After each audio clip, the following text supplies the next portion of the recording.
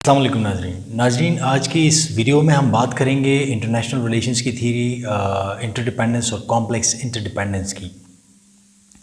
जैसे कि आप जानते हैं, आप में से बहुत से इंटरनेशनल रिलेशंस के स्टूडेंट्स हैं, तो आप जानते होंगे कि इंटरडिपेंडेंस जो है वो लिबरल और new liberal school of thought की एक एक्सटेंशन है, उसके अंदर के कॉन्सेप्ट्स हैं।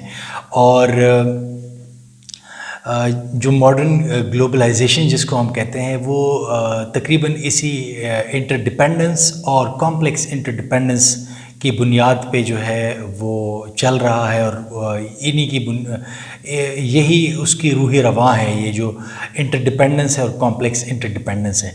पहले तो हम इंटरडिपेंडेंस को समझते हैं कि ये थीरीज़ जो है ये जोसेफ एस नाय और रॉबर्ट ओकॉहन ने दी थी, और तकरीबन 1970s ऑनवर्ड जो है इस पे डिबेट चलती आ रही है। लेकिन अल्टीमेटली हम इसकी प्रैक्टिकल इम्प्लीमेंटेशन जो है वो फिर पोस्ट कोल्ड वॉर एरा में देखते हैं, जब दुनिया यूनिपोलैरिटी की तरफ चली गई और फिर इंटरडिपेंडेंस और WTO वगैरह और ग्लोबलाइजेशन आए, फिर वो इंटरडिपेंडेंस में गई है दुनिया और कॉम्प्लेक्स इंटरडिपेंडेंस में गई है।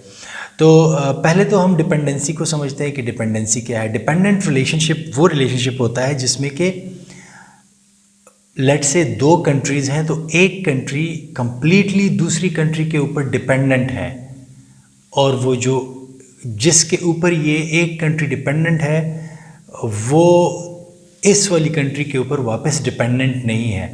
मतलब अगर कंट्री ए है और कंट्री बी है, तो कंट्री ए कंट्री बी पे कम्प्लीटली डिपेंडेंट है, लेकिन कंट्री बी किसी भी हवाले से कंट्री ए पे कोई सी भी डिपेंडेंसी किसी भी शोबे में नहीं रखती। तो ये असल में डिपेंडेंसी है। इसके अगेंस्ट जो हमारे पास है वो है इंटरडिपेंडेंसी। ठीक है, उसमें अगर कंट्री ए कंट्री बी के ऊपर डिपेंडेंट है, तो कंट्री बी भी किसी न किसी शोबे में कंट्री ए के ऊपर डिपेंडेंट है। कंट्री बी भी बहुत सारी जगहों पे कंट्री ए के ऊपर डिपेंडेंट है, चाहे कंट्री ए उससे कमज़ोर है काफ़ी सारे शोबों में, लेकिन कंट्री बी कुछ शोबों में कंट्री ए के ऊपर फिर भी डिपेंडेंट है।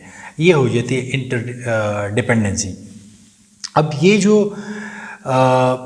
इंटरडिपेंडेंसी है, अगर आप इसको देखें और कॉम्प्लेक्स इंटरडिपेंडेंसी को, तो ये दरअसल it is a critic of realism, या जिसको हम क्लासिकल रियलिज़म कहते हैं, और न्यू क्लासिकल रियलिज़म और न्यू रियलिज़म भी। It is a critic of that thing कि रियलिज़म में स्टेट सेंट्रिक अप्रोच है क्लासिकल रियलिज़म में, और न्यू और पावर की तरफ जो है वो पावर एक्विजिशन की तरफ स्टेट्स जाते हैं। जबकि न्यू रियलिज़म के अंदर क्या है कि जनाब वो कहते हैं कि नहीं, ये it is not because of the nature, कि not because of the human nature के स्टेट्स जो है वो पावर को एक्वायर करेंगे। जबकि रियलिज़म में वो कहते हैं कि it is because of the greedy human nature. Classical realism में कहते हैं कि it is because of that greedy nature of human being, कि वो एक्वायर करेंगे पावर को, सेल्फिश नेचर है। लेकिन न्यू रियलिज़म कहते हैं कि नहीं, जो मैं आपको आगे पीछे बता चुका हूँ, आप देख सकते हैं वीडियोज़, लेकिन यहाँ पे थोड़ा सा इस चीज़ को अंडरस्टैंड करने के लिए आपको दोबारा उसको बताने की ज़रूरत है। तो न्यू रियलिज़म कहता है कि नहीं, इट इज़ ये इस तरह क्यास या जंगो जदल इस वजह से है कि यहाँ पे एक अनार्किक वर्ल्ड है हमारे पास, और इस अनार्की के अंदर अब स्टेट्स को it is not because of the human nature, the flaw in the human nature, but it is because something at systemic level, कि दुनिया का जो एक ग्लोबल स्ट्रक्चर है वो अनार्किक है, और उसमें सेल्फ हेल्प के बुनियाद पे हर एक रियासत को अपने आप को ऊपर लेके जाना है। लेकिन फिर वो लिबरल और न्यू लिबरल थॉट्स आ जाते हैं, और उसमें फिर उसकी निगेशन हो जाती है, और उसमें वो कहते हैं कि नहीं जनाब, आपकी डिपेंडेंसी और कॉम्प्लेक्स इंटरडिपेंडेंसी और कॉम्प्लेक्स इंटरडिपेंडेंसी जो है दैट इज़ देयर, और इसमें आप एक दूसरे के साथ जो है वो आपको पैटर्न भी नज़र आता है दुनिया में, और अनार्की भी नहीं है, और ये सारी चीज़ें जो है इसको रेगुलेट करती हैं। अब हम अगर आ जाते हैं थोड़ा सा कॉम्प्लेक्स इंटरडिपेंडेंस को, अगर हम उसके कुछ हद व ख़ाल वाज़े करें, तो उसमें कुछ चीज़ें जो है वो डेफिनेशन में आप लेके आ सकते हैं, लेकिन आप उसको देखें कि ये ग्रोइंग टाइज दुनिया के मुख्तलिफ ममालिक के बीच में हो रहे हैं। आप मेरी ग्लोबलाइजेशन की वीडियो देख लें, जो मैंने बनाई हुई है, तकरीबन कोई 1-2 महीने पहले मैंने बनाई थी, आप वो वीडियो देख लें तो मुख्तलिफ ममालिक के आपस के अंदर जो टाइज़ बन रहे हैं, ठीक है। फिर इसमें सिर्फ स्टेट एक्टर्स नहीं हैं, फिर इसमें आपके ट्रांसनेशनल एक्टर्स भी हैं, ठीक है। और फिर आपको इसमें जो है ये एक म्यूचुअली डिपेंडेंट रिलेशनशिप है। ये ऐसा नहीं है कि एक बंदा डिपेंडेंट है तो दूसरा स्टेट डिपेंडेंट नहीं है, बल्कि it is a mutually dependent relationship among the states, ठीक है। अब उसमें ये तमाम चीज़ें जो है, अब अच्छा एक इसमें एक वल्नरेबल रिलेशनशिप होता है। जब ये डिपेंडेंसी होती है तो इसमें एक वल्नरेबिलिटी होती है और एक जो होती है वो सेंसिटिविटी। सेंसिटिव रिलेशन, एक सेंसिटिव स्टेट्स होते हैं, एक वल्नरेबल स्टेट्स होते हैं। अब सेंसिटिव स्टेट से मुराद इसमें ये ली जाती है कि मिसाल के तौर पर इंटरडिपेंडेंसी भी है। बहुत सारे ममालिक जो है वो तेल पे डिपेंडेंट हैं, ठीक है। तेल की कीमत इंटरनेशनल मंडी में थोड़ी सी उठती है तो सारे ममालिक इक्वली सेंसिटिव है उसके लिए, ठीक है ना। हर एक मुल्क में उसका असर पड़ जाता है और हर एक मुल्क में जो है वो किसी न किसी लेवल पे उसको एडजस्ट करने की कोशिश की जाती है। कोई अपने कंज्यूमर से तेल की कीमत बढ़ा लेता है, कंज्यूमर पे लोड डालता है। कोई मुल्क जो है वो सब्सिडीज़, अगर उसके पास वसाइल हैं तो वो सब्सिडीज़ ज़्यादा देता है, लेकिन अल्टीमेटली उसको वो तेल की कीमत जो जिन कंट्री से वो इंपोर्ट करता है उसको ज़्यादा देनी पड़ती है। तो ये तो सेंसिटिव है, दे आर इक्वली सेंसिटिव, ठीक है। ये एक इशू है उसमें। लेकिन दूसरे साइड पे वल्नरेबिलिटी होती है। वल्नरेबिलिटी ये है कि ज़रूरी नहीं है कि अगर तमाम स्टेट्स इक्वली सेंसिटिव है तो तमाम स्टेट्स वल्नरेबल भी हो। उसमें वल्नरेबल, जैसे कि मैंने आपको बताया कि कुछ स्टेट्स उसको सब्सिडाइज़ कर देते हैं, ठीक है, वो उसको एफोर्ड कर सकते हैं फिर भी। लेकिन दूसरे साइड पे कुछ स्टेट्स जो हैं, अगर ऑयल की कीमतें बढ़ जाती हैं तो वो इतने वल्नरेबल नहीं होते, क्योंकि वो अल्टरनेटिव एनर्जी पे सोच रहे होते हैं, ठीक है। वो सोलर पे सोच रहे होंगे, वो इलेक्ट्रिक व्हीकल्स चलाने के बारे में, उस पर रिसर्च करने के बारे में सोच रहे होंगे, जैसे कि आजकल दुनिया में हम देख रहे हैं। जबकि दूसरे साइड पे कुछ ममालिक हैं जो कि कम्प्लीटली वल्नरेबल हैं, उनके पास कोई अल्टरनेटिव सोर्सेज नहीं है, उनकी डिपेंडेंसी ऑयल के ऊपर ही है, ठीक है। तो वो सेंसिटिव तो हैं, दे आर इक्वली सेंसिटिव, लेकिन दे आर मोर वल्नरेबल, ठीक है। बात यहाँ पे ये वल्नरेबिलिटी और सेंसिटिविटी की इसके अंदर ये आ जाती है। अच्छा जी, फिर इसके अंदर अगर आप देखें तो इसमें जैसे कि हाई पॉलिटिक्स और लो पॉलिटिक्स की बात होती है रियलिज़म के अंदर, तो यहाँ पे लो पॉलिटिक्स और हाई पॉलिटिक्स से निकल के यहाँ पे एक बात होती है कि जनाब आपने सोशल वेलफेयर की भी बात करनी है, आपने मुख्तलिफ इम्पॉर्टेंट एक्टर्स की बात करनी है, स्टेट्स के अलावा जो है आपने कॉम्प्लेक्स इंटरडिपेंडेंस में उसकी बात करनी है। इसको मैं आगे थोड़ा जाके आपको एक्सप्लेन भी करूँगा इंशाल्लाह, लेकिन ये अभी अब थोड़ा सा आपके समझने के लिए आप इसको समझें, ठीक है। फिर इसके अंदर जो है ये जो सोशल वेलफेयर के इश्यूज़ हैं या जो इकॉनमी के साथ रिलेटेड इश्यूज़ हैं, तो ये तकरीबन एक ही जगह पे डिस्कस होते हैं, मिलिट्री या हार्ड पावर के साथ जो रिलेटेड इश्यूज़ हैं उनके साथ, एजेंडा इश्यूज़ पे ये एक ही साथ डिस्कस हो रहे होते हैं कॉम्प्लेक्स इंटरडिपेंडेंस के अंदर। तो इस वजह से आप सिर्फ सिक्योरिटी इश्यूज़ को या मिलिट्री वाले इश्यूज़ को प्रायोरिटाइज़ नहीं कर सकते, आप यहाँ पे ये बाकी चीज़ें भी इसके साथ देख रहे होते हैं, एजेंडा पे इक्वली ये अपनी जगह बना देती है। तो इस वजह से ये कॉम्प्लेक्स इंटरडिपेंडेंसी इसमें आ जाती है, ठीक है। और इसमें स्टेट्स एक दूसरे के साथ कोऑपरेट इसलिए करते हैं कि वो किसी दूसरे शोबे में कहीं और जिन स्टेट के साथ उन्होंने कोऑपरेट करना होता है उन पे डिपेंडेंट होते हैं। अगर वो डिपेंडेंट ना हो तो फिर वो कोऑपरेट नहीं करेंगे, ठीक है। मैं आपको ऑलरेडी बता चुका हूँ कि ये जोसेफ एस नाए और रॉबर्ट कोहान की जो किताब है उससे ये बातें ली गई हैं, ठीक है। ये जो डिपेंडेंसी और ये सारे आइडियाज़ उसके अंदर जो है ये डिस्कस हुए हैं और फिर लेटर ऑन इसको फर्दर एलाबोरेट किया गया है। अच्छा, अब इसके 3 बुनियादी अज्जा हैं जो कैरेक्टरिस्टिक्स जिसको हम कहते हैं कॉम्प्लेक्स इंटरडिपेंडेंस के। इसमें नंबर एक जो कैरेक्टरिस्टिक है वो ये है कि यहाँ पे मल्टीपल चैनल्स होते हैं। यहाँ पे कोई एक चैनल नहीं है जिसके साथ कम्युनिकेट किया जाएगा, जैसे कि रियलिज्म में होता है कि भाई आपका स्टेट का एक चैनल है ऑफिशियल, उस ऑफिशियल चैनल से सारी बातें होती हैं। बल्कि अब यहाँ पे मल्टीपल चैनल्स हैं, ऑफिशियल नहीं है, यहाँ पे मल्टीपल चैनल है, सिर्फ ऑफिशियल नहीं है। Official is part of that, लेकिन कुछ और चैनल्स भी हैं जैसे कि ट्रांस गवर्नमेंटल है, ठीक है, ट्रांस नेशनल ट्रांजैक्शंस हैं। अब ट्रांस गवर्नमेंटल जो है उसमें एक गवर्नमेंट और दूसरे गवर्नमेंट का आपस में इन्वॉल्व करना, कुछ ऐसे इश्यूज होते हैं जिसमें कि 3-4 गवर्नमेंट्स को मिला के उनको जो है वो उनके साथ बातचीत की जा सकती है। जैसे कि मुख्तलिफ आजकल के दौर में जो इश्यूज़ हैं जो कि एक गवर्नमेंट के हल तलब नहीं होते, तो फिर मुख्तलिफ 3-4 गवर्नमेंट्स जो हैं वो मिल के या एक अलायंस पूरा मिल के किसी भी शोबे में, ज़रूरी नहीं हो मिलिट्री अलायंस की तो मैं बात ही नहीं कर रहा, किसी भी शोबे में मुख्तलिफ स्टेट्स जो है वो एक एजेंडा पे एग्री हो जाते हैं और फिर वो करते हैं, क्योंकि वो ट्रांस गवर्नमेंटल एक चीज़ होती है, ठीक है ना, अमंग द गवर्नमेंट्स होती हैं। और इसके साथ ट्रांस नेशनलिज्म भी है। तो ट्रांस नेशनल ट्रांजैक्शंस जो होती हैं, जो हमारे ट्रांस नेशनल जो ऑर्गेनाइजेशंस होती हैं, एमएनसीज़ मुख्तलिफ आ जाती हैं, जो कि एक मुल्क में नहीं होती बल्कि वो मुख्तलिफ ममालिक में ऑपरेट कर रही होती हैं। तो ये जो ट्रांस नेशनल ट्रांजैक्शंस हैं, अब ये वो मल्टीपल चैनल्स हैं।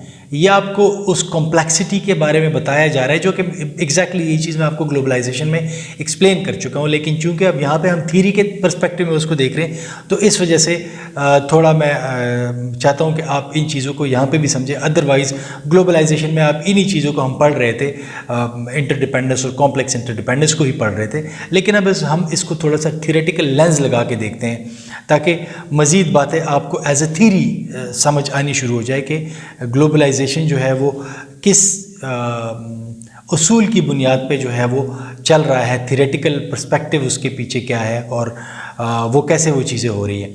तो ये एक मल्टीपल चैनल्स इसके अंदर होते हैं, ठीक है। मुख्तलिफ ऑर्गेनाइजेशंस इसमें काम कर रही होती हैं, मल्टीनेशनल फर्म्स हैं, बैंक्स हैं, इसके अंदर एक दूसरे के साथ वो ट्रांजैक्शन कर रही होती हैं। एक मुल्क का बैंक जो है वो दूसरे मुल्क के बैंक के साथ ट्रांजैक्शन कर रहा है। आप किसी एक मुल्क से पैसे भेजते हैं दूसरे मुल्क में, तो वो उस मुल्क में फ़ौरन पहुंच जाते हैं और वो ट्रांजैक्शंस मुख्तलिफ बैंक्स के थ्रू होते हुए वो चली जाती हैं। तो अब ये वो तमाम के तमाम ट्रांस नेशनल जो ट्रांजैक्शंस है वो उसके अंदर हो रही है और ट्रांस गवर्नमेंटल भी इसी के साथ हो रही है, इंटरस्टेट तो हो ही रही है साथ साथ, ठीक है ना। तो अब इसके बाद जो दूसरा इसका कैरेक्टरिस्टिक है वो है हायरार्की अमंग द इश्यूज। अब इसमें कोई ऐसे हार्ड एंड फास्ट रूल्स नहीं है for the hierarchy among the issues.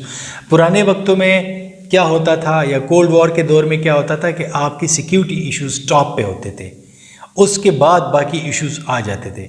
अब यहाँ पे एजेंडे पे आपका सिक्योरिटी इशू भी पड़ा हुआ है, लेकिन आपका एनवायरनमेंट का इशू भी पड़ा हुआ है, ग्लोबल वार्मिंग भी आपका साथ में पड़ा हुआ है, ठीक है ना। आपका यहाँ पे ट्रांजैक्शन ऑफ मनी के इश्यूज भी पड़े हुए हैं, ग्लोबल एजेंडा की बात कर रहे हैं हम, और फिर वो मुख्तलिफ ममालिक के एजेंडाज़ के ऊपर भी वो सारी की सारी चीज़ें पड़ी हुई हैं। इसमें फिर आपकी फॉरेन पॉलिसी की और डोमेस्टिक पॉलिसी की लाइंस भी ब्लर हो जाती हैं कॉम्प्लेक्स इंटरडिपेंडेंस के अंदर, क्योंकि मुख्तलिफ शोबे इन्वॉल्व हैं। तो कौन सी सिर्फ फॉरेन ऑफिस आपकी फॉरेन पॉलिसी को फिर नहीं देख रहा। फिर अगर लेट से पाकिस्तान के अंदर ये पिछले दिनों आपने FATF और मनी लॉन्ड्रिंग और ये तमाम की तमाम चीज़ें बिल पास हो रही है, वो आपने देखा है असम्बलीज़ के अंदर ये सारा हुआ है। तो अब क्या है कि ये फॉरेन ऑफिस का डोमेन नहीं है, ठीक है। ये पाकिस्तान के अंदर और मुख्तलिफ डिपार्टमेंट्स भी इसमें इन्वॉल्व हैं और तमाम ने इन यूनिसन सिंक्रोनाइज करके ये काम करने हैं, तो फिर जाके वो इंटरनेशनली अपने एक इमेज को इम्प्रूव कर सकते हैं, बाकी एक्टर्स के साथ अच्छे तरीके से डील कर सकते हैं। तो इस वजह से सिर्फ सिक्योरिटी इश्यूज़ नहीं है कि जनाब ख़ित्ते के ये हालात हैं, इंटरनेशनल ये हालात हैं, तो सिक्योरिटी आपके एजेंडे पे टॉप में है, बल्कि आपके साथ ये फाइनेंशियल इश्यूज़ भी साथ साथ एजेंडे पे होते हैं और इसमें कोई हायरार्की नहीं होती। कभी सिक्योरिटी टॉप पे आ जाता है जब ज़रूरत होती है, लेकिन ज़रूरी नहीं है सिक्योरिटी एजेंडा हो, सिक्योरिटी के इश्यूज़ एजेंडे पे होंगे, लेकिन जैसे कि मैंने आपको पाकिस्तान के बारे में बताया कि FATF तो सिक्योरिटी के इश्यूज़ एजेंडे पे थे, लेकिन FATF की वजह से ये बाकी इश्यूज़ को प्रायोरिटाइज़ कर दिया गया। ये एजेंडे पे डेफिनेटली उससे ऊपर, ये ऊपर लेवल की प्रायोरिटी थी इसके ऊपर, और इसको प्रायोरिटाइज़ करके पहले रिजॉल्व करने की तरफ इस पे कोशिश की गई है। सिक्योरिटी के इश्यूज़ जैसे कि गिलगित बल्तिस्तान को सूबा बनाने वाले हैं, अब वो आप देख रहे हैं कि वो थोड़ा सा बैक बर्नर पे चले गए हैं, ठीक है। अब आप उसको, हो सकता है वो अगले साल सेनेट के इलेक्शन के बाद उसकी अप्रूवल हो जाती है, जब हुकूमत के पास सेनेट में मेजॉरिटी आ जाती है तो इलेक्शन के बाद, तो फिर ये उस वाले इशू की अप्रूवल हो जाती है।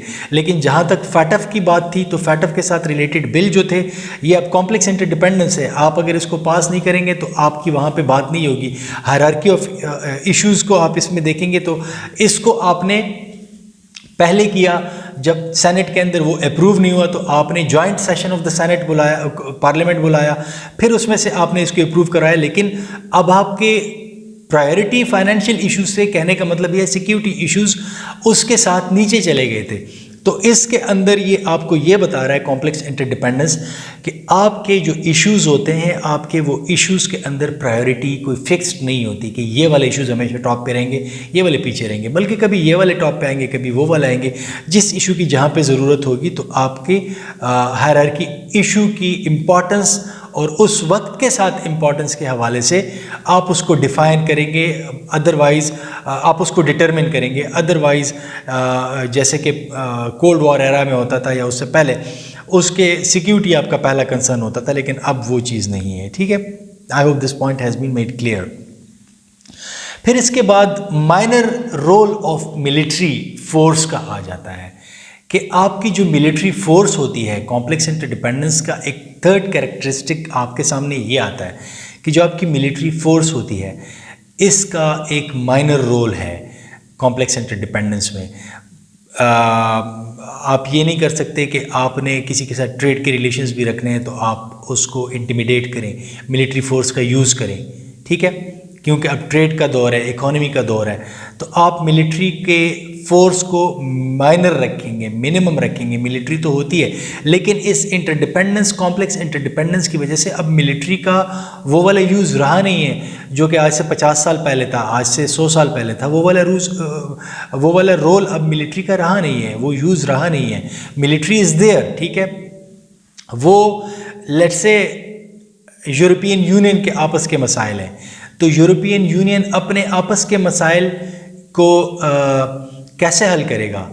आपस के जो उनके मसाइल है, आपने देखा ग्रीस के साथ उनके मसाइल थे, बरतानिया के साथ मसाइल आए, ब्रेग्जिट हुआ, ग्रीस को उन्होंने बेल आउट दिए पैकेजेस, ठीक है। ये सारे के सारे मसाइल with in the European union हो रहे थे, लेकिन क्या यूरोपियन यूनियन इन मसाइल को हल करने के लिए मिलिट्री यूज़ कर रहा था? नहीं कर रहा था। पास्ट में अगर हम हिस्ट्री में, यूरोपियन हिस्ट्री में देखें, फर्स्ट वर्ल्ड वॉर के कॉजेज़ में जाके देखें, इवन सेकेंड वर्ल्ड वॉर के कॉजेज़ के अंदर देखें, या उससे पहले आप जाके देखें 19th सेंचुरी के यूरोप के देखें, तो कोई भी मसला होता था मिलिट्री के यूज़ के साथ उसको ये हल करते थे आपस में।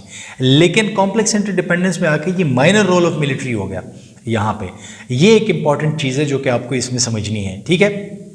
लेकिन दूसरे साइड पे ये मिलिट्री का जो यूज़ है, ये विद इन दैट अलायंस, जैसे कि मैंने आपको यूरोपियन यूनियन की एग्जांपल दी, यहाँ पे तो ये मिलिट्री का यूज़ नहीं हो रहा, लेकिन दूसरे ममालिक के साथ, जो कि दूसरे ब्लॉक के ममालिक होंगे, उनके साथ फिर ये ब्लॉक मिलिट्री का यूज़ करता है।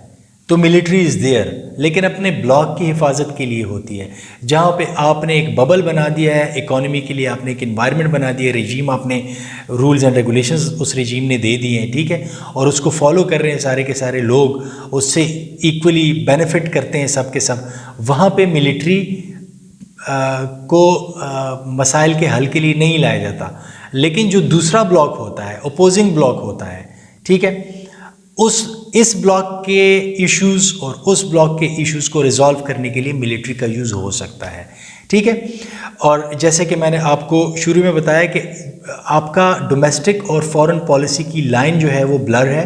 ये चीज़ आप जहन में रखें इसके अंदर कि बहुत सारे इश्यूज़ ऐसे हैं जो खल्त मल्त हो जाते हैं। कॉम्प्लेक्स इंटरडिपेंडेंस का मतलब ही ये है कि बहुत सारे इश्यूज़ जो पुराने ज़माने में सिर्फ आपका स्टेट करता था, फॉरेन ऑफिस करता था, वो अब आपके और बहुत सारे डिपार्टमेंट्स करते हैं। तो एक ये इसके अंदर बात है, ठीक है। दूसरी बात आपकी ये है कि आपकी हायरार्की ऑफ इश्यूज़ नहीं है इसके अंदर। और तीसरी बात आपकी ये है कि आपका माइनर रोल ऑफ मिलिट्री है। और आखिर में आप ये बात याद रखिए कि जो ग्लोबलाइज्ड वर्ल्ड है, इसकी अगर आप देखें कि इसके अंदर कौन सी रूह फूंकी गई है, अगर आप इसको सादा टर्म्स में समझें, तो वो इसके अंदर इंटरडिपेंडेंस और कॉम्प्लेक्स इंटरडिपेंडेंस की फ़िलासफ़ी के ऊपर इसको रन किया जा रहा है ग्लोबलाइजेशन के इस दौर के अंदर। तो नाजरीन, आपके देखने का बहुत बहुत शुक्रिया। आई होप ये टॉपिक, इसके लिए कमेंट्स में मेरे कुछ व्यूअर्स ने जो था वो कमेंट किया था कि इसके ऊपर कोई वीडियो बनाए, तो अरसा तो मुझे काफ़ी बिज़ी रहा, मैं कोई वीडियो ना बना सका बीच में, लेकिन इरादा मेरा यही था कि जब भी नेक्स्ट वीडियो बनाऊंगा तो मैं इसी पे बनाऊंगा। तो इंशाल्लाह कोशिश करूंगा कि अब इतना लंबा गैप बीच में ना आए, लेकिन कुछ और भी मसरूफियात होती हैं, तो अगर गैप आता है तो please forgive me for that. और कुछ व्यूअर्स ने कहा है कि फैटफ के हवाले से और कुछ और इश्यूज़ उन्होंने कमेंट्स में बताए हुए हैं, उस पे मैं कोई वीडियो बनाऊं, तो उसके हवाले से भी मैं देखूंगा कि अनकरीब आपको कोई एक कॉम्प्रिहेंसिव किस्म की जो भी इश्यूज़ हैं उस पे वीडियो बना दूं। अगर आपको आईआर के हवाले से, थीरीज़ में या फ़िलासफ़ी के हवाले से किसी इशू पे समझते हैं कि इस पे कोई वीडियो होनी चाहिए, तो डेफ़िनेटली आप मुझे वीडियो के नीचे कॉमेंट किया करें। उससे कम से कम ये होगा कि मेरी रहनुमाई होगी, मुझे टॉपिक के सर्च के लिए जो है वो ज़्यादा नहीं घूमना पड़ेगा, बल्कि आप ही लोग सजेस्ट करेंगे और मैं उसी के हवाले से कुछ ना कुछ कर लिया करूँगा। क्योंकि यूजुअली ऐसा होता है कि टॉपिक के सर्च पे भी आपको फिर थोड़ा सा जो होता है वो समझते हैं कि यार ये वाला टॉपिक करूँगी, वो वाला। तो अगर वो आपकी तरफ से एक चीज़ आएगी तो मुझे ज़रा ज़्यादा अच्छा अंदाज़ा होगा कि हाँ जी आपको इस चीज़ की ज़रूरत है, तो मैं उस पर फिर आपको कोई ना कोई चीज़ बना के दिया करूँगा। Thank you very much for watching. इंशाल्लाह अगली वीडियो में आपसे दोबारा मुलाकात होगी। अल्लाह हाफ़िज़।